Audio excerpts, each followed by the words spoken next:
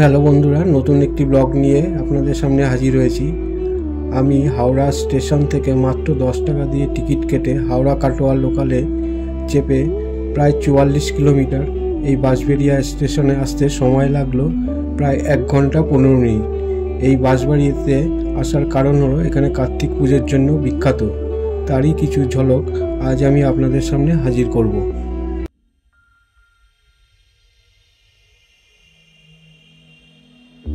এটা আমাদের স্টেশন বাজার কমিটি, দীর্ঘদিন ধরে এই পুজোটা হয়। আবার আগে আরও বড় হতো, এখন মোটামুটি বাজারের মানে ব্যবসা বাণিজ্যের অবস্থা একটুখানি ডামাডোল বলে প্যান্ডেলটা একটু ছোটো হয়েছে। তবে আমাদের কার্তিক পুজো বাঁশবেড়িয়া মোটামুটি এখান থেকেই শুরু, বাঁশবেড়িয়া স্টেশন থেকে। পুরো প্যান্ডেলটা ফোম ও তুলো দিয়ে সুন্দরভাবে কারুকার্য করা রয়েছে। এবার আপনাদের ভেতরটা ঘুরিয়ে দেখাই। প্যান্ডেলের কাজ শেষ পর্যায়ে চলছে, ঠাকুর এখনো মণ্ডপে ঢোকেনি।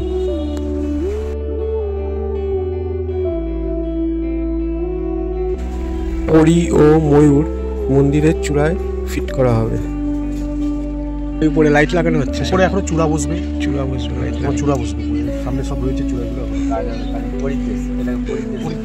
পরিদ্দেশ, প্যান্ডেলটার নাম হলো পরিদ্দেশ। জাগরণী যুবক সংঘ।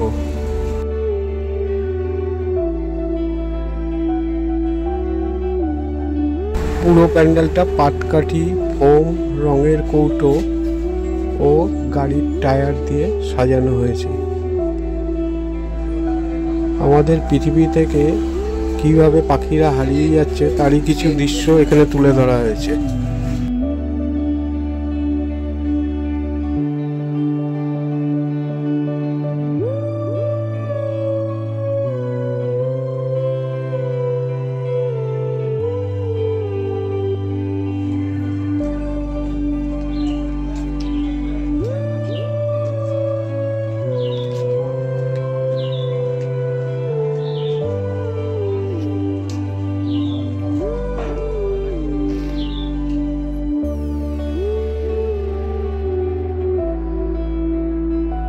Junior friends club.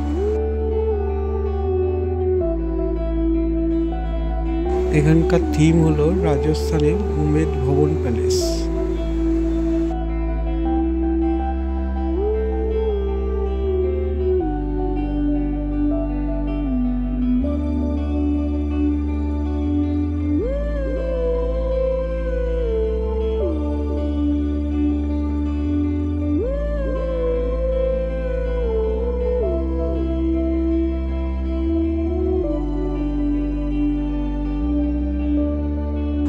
মণ্ডপের ভেতরটা অপরূপ সৌন্দর্যের রাস্টার প্যারিজের কাজ করা রয়েছে।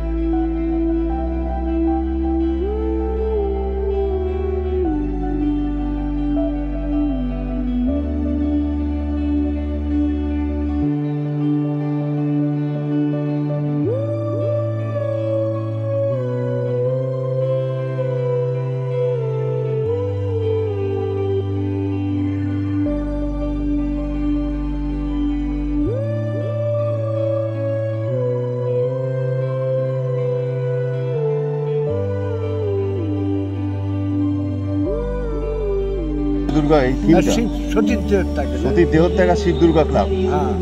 মালিকের যেখানে জারোয়া গোষ্ঠীরা যেভাবে দৈনন্দিন জীবনে জীবনযাপন করতো সেগুলোকে আমরা তুলে ধরেছি এবং তাদের দৈনন্দিন জীবনে যেভাবে জিনিসপত্রগুলো উপস্থাপিত হতো, তাদের শিকার করা এবং তাদের জীবনযাপন, সেগুলোই ফিল্মের মাধ্যমে আমরা তুলে ধরি।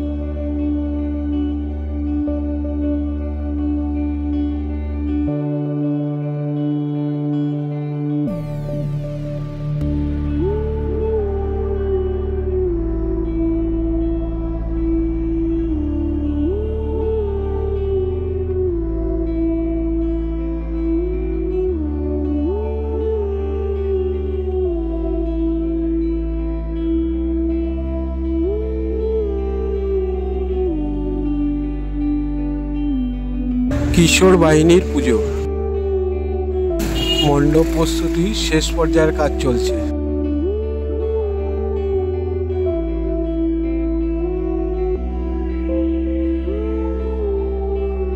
পুরো প্যান্ডেলটা ফোম, ছবি ও কাঠের পুতুল দিয়ে সুন্দরভাবে কারুকার্য করা।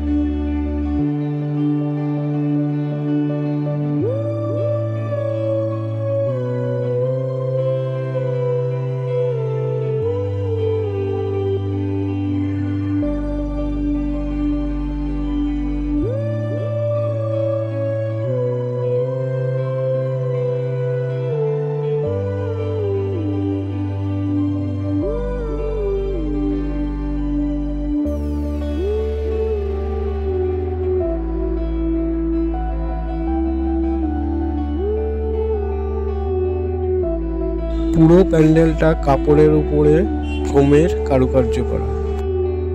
চলুন বন্ধুরা, এবার আপনাদের মণ্ডপের ভিতরে নিয়ে যাই। এই মণ্ডপেও শেষ পর্যায়ে কাজ চলছে, ঠাকুর এখনো মণ্ডপে আসেনি। মণ্ডপের ভেতরটা নানা রকম শঙ্খ ও ছোট ছোট ঝিনুক দিয়ে পুরো প্যান্ডেলটা কারুকার্য করা হয়েছে।